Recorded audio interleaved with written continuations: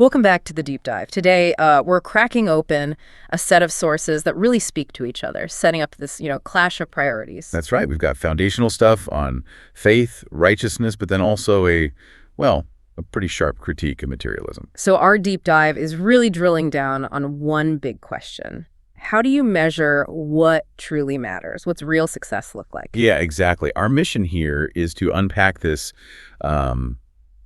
profound contrast we see in the texts. On one hand, you've got this incredible, creative power that flows from trusting a divine promise. Abraham's the model there. And on the other, just the sheer folly, the uselessness of trusting in what you own. Okay, so we're drawing from some cornerstone texts, Romans, Luke's gospel, and grounding it with some wisdom from the Psalms, too. It's all about where we put our focus. Right, and it starts with faith. It does, and this idea, this theological concept, righteousness being credited to you, not earned, but credited. Romans chapter 4 really lays this out using Abraham. And a key thing here, the sources point out what Abraham didn't do. He did not doubt God's promise in unbelief. Yeah, and what's fascinating there, I think, is what the text isn't celebrating. It's not his wealth, not his victories, not even his good deeds, really. Okay. It's his state of mind, his internal posture. He was empowered by faith and gave glory to God. Why?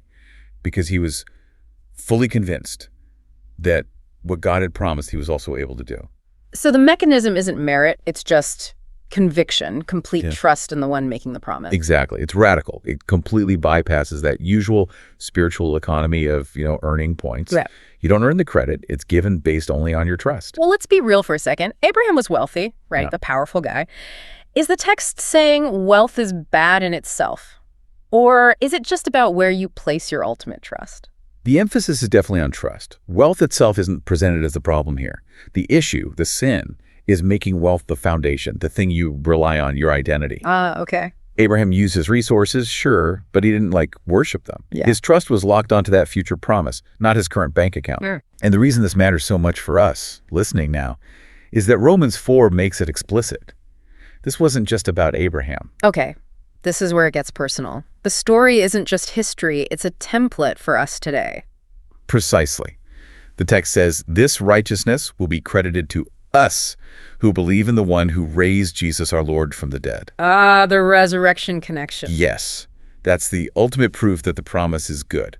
Jesus was handed over for our transgressions and was raised for our justification. So the promise to Abraham finds its ultimate validation right there. So the trust isn't just in a vague idea, it's in the power that literally brings life from death. Exactly. And if you connect that back, like you mentioned, to the responsorial psalm from Luke 1. Yeah, the covenant promise. Right. It recalls that oath to Abraham.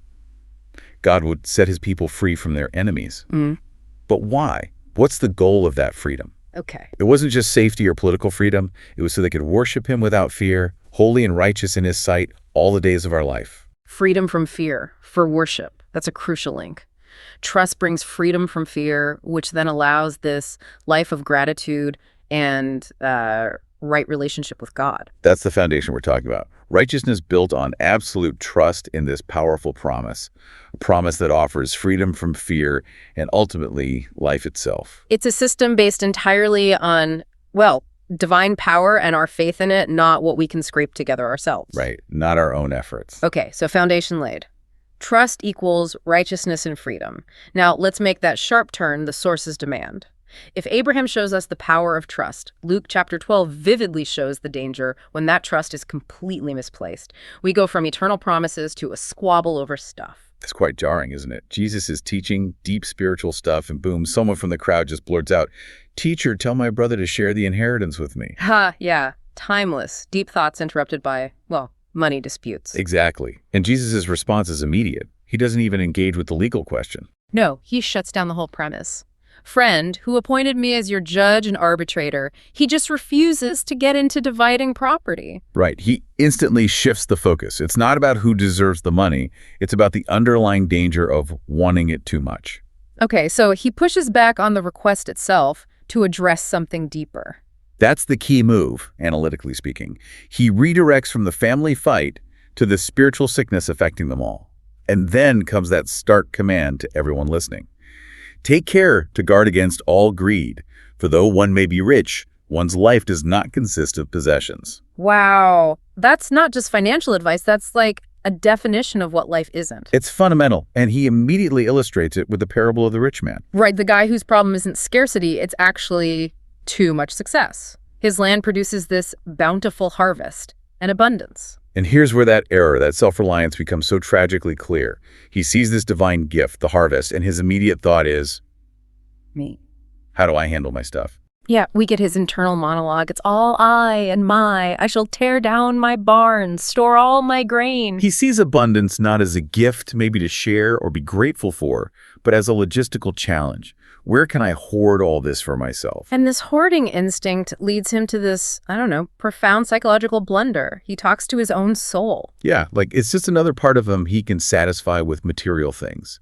Now, as for you, he tells himself, you have so many good things stored up for many years. Rest, eat, drink, be merry. The irony is just dripping off the page there. He thinks he's bought himself total security. Years of leisure. And that moment of self-congratulation, that's exactly when the floor drops out. He planned for many years. God's reply, it's immediate, it's final. You fool. Yeah, you fool, this night your life will be demanded of you, and the things you have prepared, to whom will they belong? Oof. All that planning, all that storage, rendered completely pointless in an instant. He forgot the one thing he couldn't stockpile: time. Life itself. His whole security system just collapses because its foundation was wrong. It couldn't account for mortality.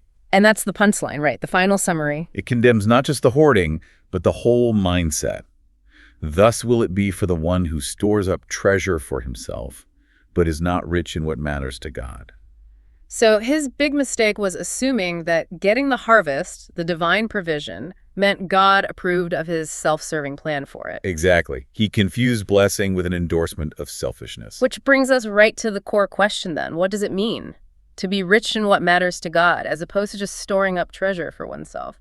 How do we actually define that true wealth? Well, it has to be measured differently, right? By a completely different standard. Yeah. The sources talk about unfading treasures. The reflection source puts it plainly. True worth is measured by the richness of our relationship with God. Okay, so less about accumulation, more about connection, relationship. And action that flows from that. Specifically, things like sharing, trusting, giving thanks, a shift from getting to giving. That perspective really clicks with Psalm 49, doesn't it? Yeah. Which tackles that very temptation that started the whole parable, looking at what others have, the comparison trap. Oh, absolutely. It speaks right into that modern anxiety about wealth and status. It basically says, do not be overawed when others grow rich, when the splendor of their houses increases. Don't let it get to you. And why not? Because, cold, hard fact. Yeah. None of it lasts. They can't take it with them. They can't bribe death. Their wealth is temporary, fleeting. It has no eternal value. So the rich man failed because he banked everything on stuff that fades away. Being rich in God must mean focusing on things that don't fade. What are those things? What are these heavenly treasures? Well, they're defined by what they resist. Decay, theft, loss. The sources often point to things that are relational, spiritual. Love, faith, justice, doing mercy. Greed, as the reflection says, it can blind us to what truly matters. When you share what you have, you're investing in something relational, something eternal maybe. When you hoard it, you're just holding on to a perishable good. This takes us straight back to Abraham, doesn't it? His whole posture was dependence, trust. Absolutely. And think about the beatitude we heard in the Alleluia section from Matthew 5.3. It's the total inverse of the rich man. Blessed are the poor in spirit, for theirs is the kingdom of heaven. Poor in spirit, what does that mean in this context? It's actively recognizing your dependence, isn't it? Knowing you don't have enough spiritual resources on your own, that forces you to rely completely on the promise, on God's power, just like Abraham did. Okay, so that really becomes the takeaway for you listening. The sources aren't just giving a warning, they're actually offering a path. Being rich in God means choosing actions like sharing, trusting, and living with gratitude each day, which is the exact opposite of what the guy building bigger barns was doing. Right. It's a deliberate choice about where you focus your energy and your trust, on the things that won't be demanded of you tonight, as the parable puts it so starkly. The synthesis seems clear then. It's about where our fundamental faith lies.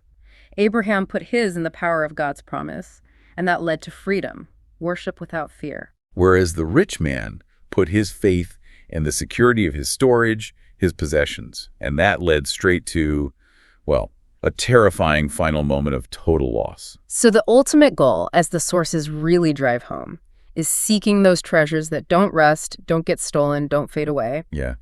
Heavenly treasures. This has been a really critical deep dive, I think, into what we prioritize. It feels like the whole lesson boils down to our orientation. Are we focused on storing things up for ourselves, relying on our own plans, our own stuff? Or are we trusting fully in the power of a promise guaranteed by the resurrection itself? And that brings us back to that question the sources pose, especially in the prayer section. It reminds us that everything we have, your blessings, your time, your resources, it's all presented as a gift. So here's that final, maybe provocative thought for you to take away. Given that none of us knows the hour our life will be demanded of us, what's one action you can take today? How can you use your blessings, whatever they are, to enrich someone else, to grow in love for God? How can you make sure your focus is squarely on the things that can't be taken away tonight?